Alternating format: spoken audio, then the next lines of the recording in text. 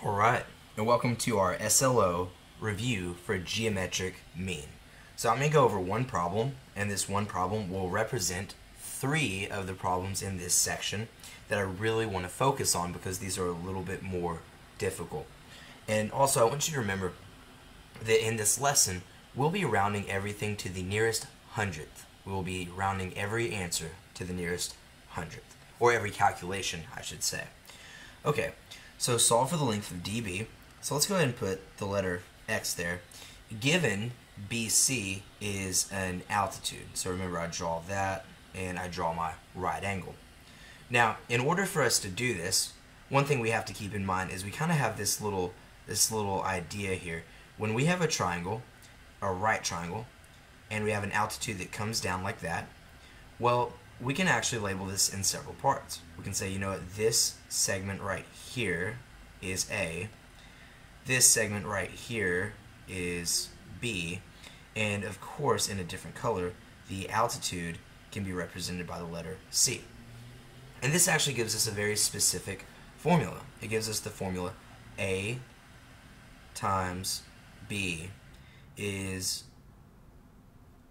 equal to C squared, and this is what we call our geometric mean. Now, in order for us to do this, well, let's kind of color code these things that we see here. I see that dB is kind of that green section, that's my A.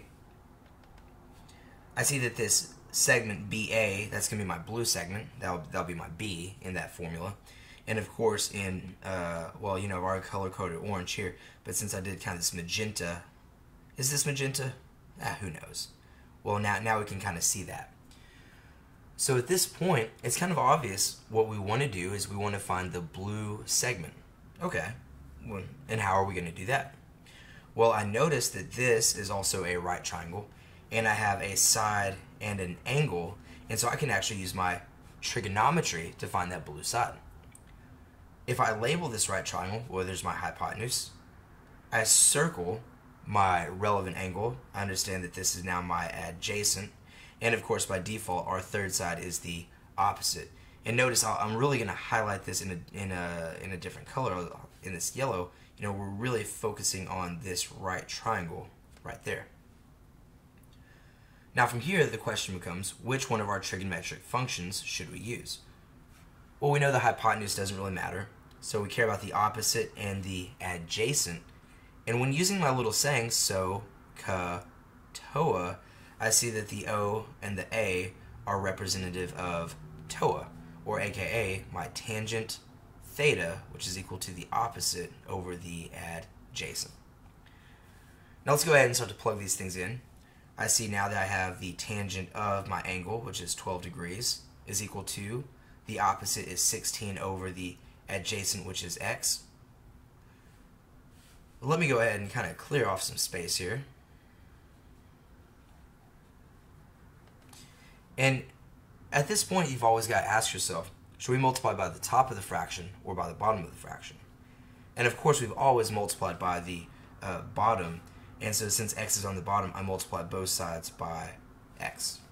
Now at this point, I have x times the tangent of 12 is equal to, those x's crossed out, 16. And now we kind of have one more step.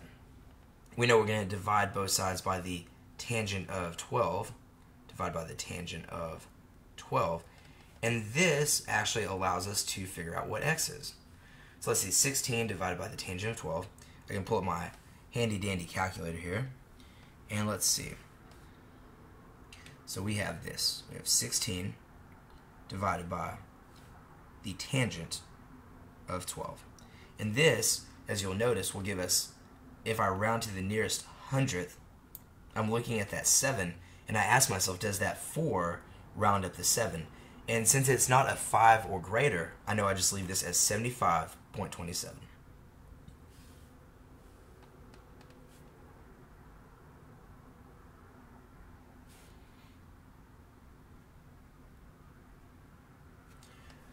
Now at this point, I have enough information to plug in everything that I need. I see that for my A value, I have x times my B value is 75.27, And this is all equal to our c value, the altitude, 16 squared.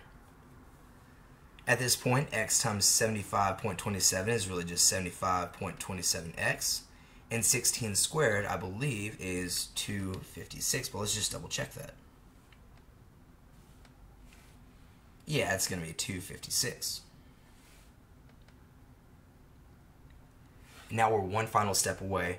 In order to get x by itself and to get our answer, we will divide both sides by the 75.27. And let's see what is our answer. Okay, 256 divided by 75.27.